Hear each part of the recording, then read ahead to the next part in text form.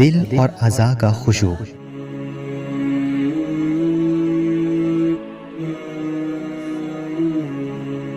اگرچہ خشوع کا اصل مقام دل ہے، لیکن یہ اعضاء سے بھی ظاہر ہوتا ہے۔ جس طرح نماز میں قرآن اور دیگر اذکار پڑھتے وقت دل کو اپنا ارتکاز سے نہیں کھونا چاہیے، اسی طرح اعضاء میں بھی نظم و ضبط کے ساتھ سکون اور اطمینان باقی رہنا چاہیے۔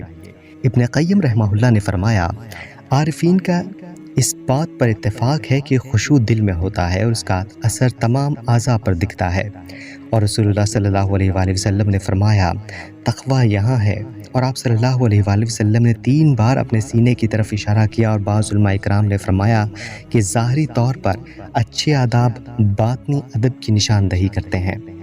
ابن رجب رحمہ اللہ نے فرمایا، جب دل خشوع کرتا ہے تو تمام اعضاء و جوارح اس کی پیروی کرتے ہیں، کیونکہ وہ اس کے ماتحت ہیں، جیسا کہ رسول اللہ صلی اللہ علیہ وآلہ وسلم نے فرمایا، بلا شبہ جسم میں ایک ایسا لوتھڑا ہے کہ اگر وہ اچھا ہو تو سارا جسم اچھا ہوتا ہے، اور اگر وہ خراب ہو جائے تو سارا جسم خراب ہو جاتا ہے۔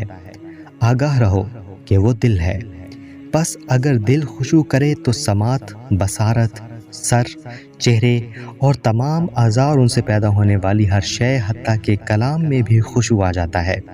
اسی لیے رسول اللہ صلی اللہ علیہ وآلہ وسلم نماز میں رکوع کرتے وقت فرمایا کرتے تھے، میری سماعت، میری بصارت، میرا دماغ اور میری ہڈیاں سب تیرے لیے جھک گئیں۔ اور ایک روایت میں ہے کہ وہ سب کچھ جسے میرے پاؤں اٹھائے ہوئے ہیں۔ اور اس میں کوئی تعجب کی بات نہیں، کیونکہ مومنوں کے دلوں میں جو خشوع ہوتا ہے وہی انہیں اس رب سبحانہ کی اطاعت میں اعضاء استعمال کرنے پر مجبور کرتا ہے جس کے لیے وہ خشوع اختیار کرتے ہیں۔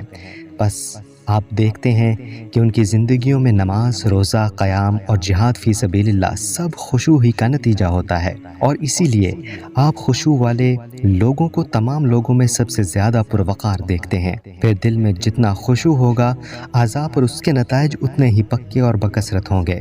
ہم اللہ کریم سے اس کے فضل کا سوال کرتے ہیں۔